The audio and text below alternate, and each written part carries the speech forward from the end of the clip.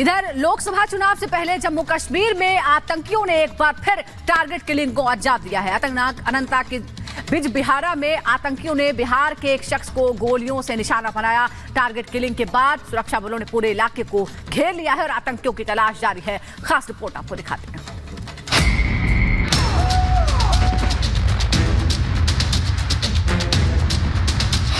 कश्मीर में फिर target killing.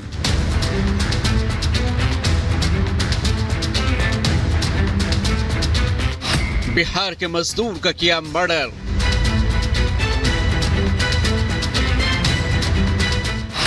दस दिनों में हत्या की दूसरी वारदात। जम्मू कश्मीर में आतंकियों ने एक बार फिर टारगेट किलिंग की नृशंस घटना को अंजाम दिया है। जम्मू कश्मीर के अनंतनाग जिले के बिजबिहाड़ा में आतंकियों ने एक बार फिर किसी गैर कश्मीरी को अपनी गोलियों का निशाना बनाया। बिहार के निवासी राजा शाह को आतंकियों ने करीब से 2 गोलियां मारी और फरार हो गए। अस्पताल में इलाज के दौरान राजा शाह की मौत हो गई। आतंकी हमले के बाद सुरक्षा बलों ने पूरे इलाके को घेर लिया है और आतंकियों की तलाशी के लिए अभियान जारी है। कश्मीर में गैर कश्मीरी मजदूर की हत्या की एक बार फिर चारों तरफ निंदा हो रही है। टीआरएफ पर हत्याकांड में शामिल होने का शक है। जम्मू कश्मीर के राज्यपाल मनोज सिन्हा ने टारगेट किलिंग की निंदा करते हुए सोशल मीडिया एक्स पर लिखा, कायरतापूर्ण हमले में निर्दोष नागरिक की मौत पर मेरी हार्दिक संवेदनाएं। मैं भरोसा दिलाता हूं कि जघन्य हत्याकांड में शामिल आतंकियों को इसकी भारी कीमत चुकानी पड़ेगी। वहीं गुलाम नबी आजाद ने लिखा कि लोग शांति चाहते हैं लेकिन आतंकियों को शांति मंजूर नहीं। हमें इस घटना के खिलाफ एकजुट होना ही होगा। जहां एक तरफ पूरे देश और जम्मू कश्मीर में लोकसभा के चुनाव होने जा रहे हैं, उसी दौरान जम्मू कश्मीर में बिजबिहाड़ा इलाके में आतंकवादियों द्वारा नॉन लोकल को निशाना बनाया जाना बहुत ही दुर्भाग्यपूर्ण और निंदनीय है। हमारी अपील है इलेक्शन कमीशन ऑफ इंडिया से कि सुरक्षा व्यवस्था को पुख्ता बनाया जाए ताकि जम्मू कश्मीर का आवाम बिना किसी डर खौफ के अपना मतदान कर सके। कल ही सुरक्षा बलों ने जम्मू कश्मीर पुलिस के साथ ज्वाइंट ऑपरेशन नैना के तहत बिजबिहाड़ा इलाके से ही 2 लोगों को गिरफ्तार किया था।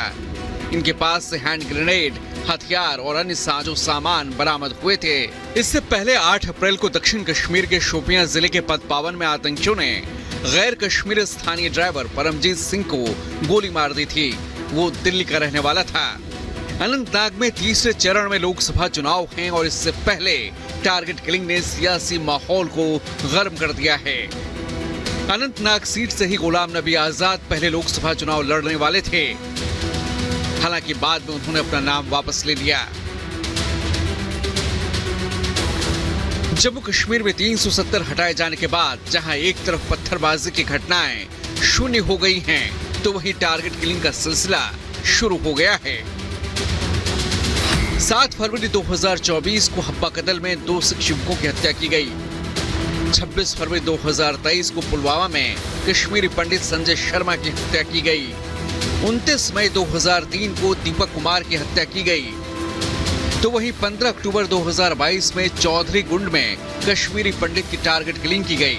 तो वहीं अगस्त 2022 में भी बिहार के 3 मजदूरों को गोली मारी गई थी। लगातार पुलिस और सेना के दबाव के बाद आतंकी हताश हो चुके हैं और ऐसी कायरतापूर्ण घटनाओं को अंजाम दे रहे हैं। आतंकियों की मंशा ऐसी घटनाओं के जरिए कश्मीरी पंडितों की पुनर्वास योजना पर पानी फेरना है। लेकिन अब जम्मू कश्मीर में आतंक के दिन पूरी तरह लग चुके हैं और इसकी गवाही खुद एक समय के आतंकी और पत्थरबाज रहे एहतशामुल हक का ये बयान है।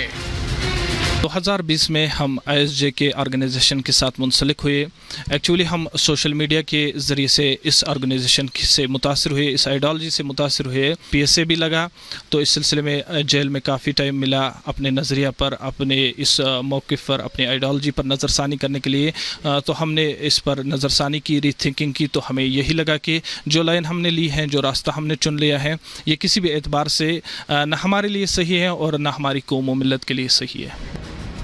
जाहिर है अब कश्मीर में बचे हुए आतंकियों का जल्द ही काम तमाम होने वाला है। या तो वो खुद सुधर जाएंगे या फिर जहन्नुम पहुंचा दिए जाएंगे। Bureau report, Republic Bharat.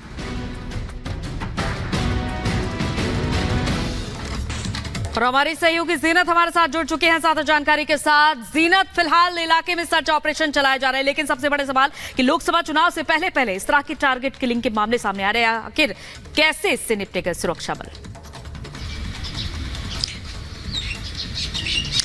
Lok Sabha elections जो है पहला फेज कल शुरू हो रहा है और जम्मू कश्मीर में पहला फेज जो है उधमपुर में देखा जाएगा, लेकिन एक दिन पहले ही टारगेटेड किलिंग दोबारा देखने को मिली बिजबिहारा के अनंतनाग में।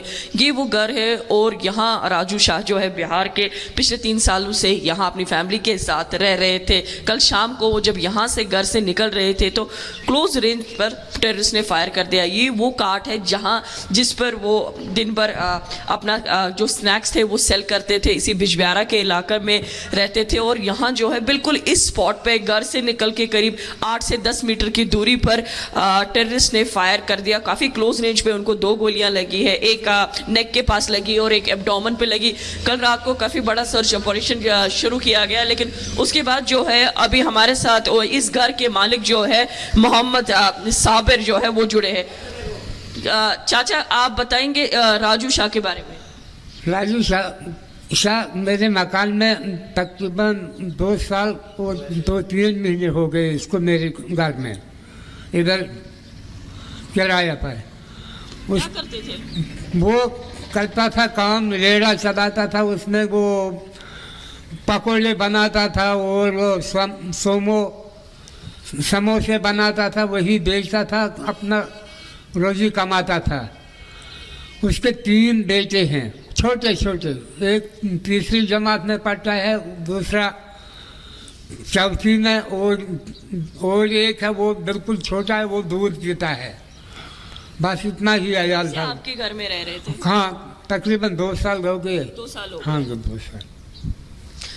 तो ये जो है हाउस ओनर है मोहम्मद साबिक, जो यहाँ के जिसकी रेजिडेंस पे बिल्कुल जीनत, हम देख रहे हैं किस तरह से जो गरीब मजदूर हैं जो रोजी रोटी कमाने के लिए जम्मू कश्मीर में है, उन्हें आतंकी इस तरह से टारगेट कर रहे हैं, खौफ पैदा करने की कोशिश कर रहे हैं। बहुत बहुत शुक्रिया आपका फिलहाल इस जानकारी के लिए। आपको बता दें कि पिछले 1 हफ्ते में 2 लोगों की इस तरह से हत्या की गई है, लेकिन इस बीच गढ़चिरौली से जिस तरह से नक्सलियों के एनकाउंटर की खबर आई है, अब उस पर कांग्रेस ने सवाल उठाए हैं। पूर्व मुख्यमंत्री छत्तीसगढ़ कहते हैं कि निर्दोष लोगों को मारा गया है, जबकि कांग्रेस प्रवक्ता का यह कहना है कि ये उनको शहीद बताते हैं। ये भी आपको बता रहे, छत्तीसगढ़ के एक्स सीएम भूपेश बघेल कहते हैं कि निर्दोष लोगों को मारा गया है। कांग्रेस प्रवक्ता श्रीनेत ने कहा वो शहीद हैं। बीजेपी ने अब इस पर कांग्रेस पर हल्ला बोल दिया है। कांग्रेसी नेताओं का बयान दुखद है। छत्तीसगढ़ में आपको बता दें कि बुधवार को एनकाउंटर में 29 नक्सलियों के मारे जाने की खबर थी। नक्सलियों की तलाश में अभी सर्च ऑपरेशन जारी है,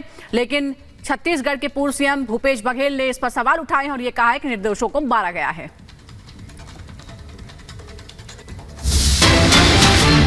इस बीच बड़ी खबर सामने आ रही, छत्तीसगढ़ में 29 नक्सलियों के एनकाउंटर पर कांग्रेस ने सवाल उठाए हैं। भूपेश बघेल बोले हैं कि निर्दोष लोगों को मारा गया है। कांग्रेस प्रवक्ता श्रीनेत ने बताया है शहीद। बीजेपी ने कांग्रेस पर हमला बोला है। कांग्रेस नेताओं का बयान दुखद बताया है बीजेपी ने। तो आपको बताते चले कि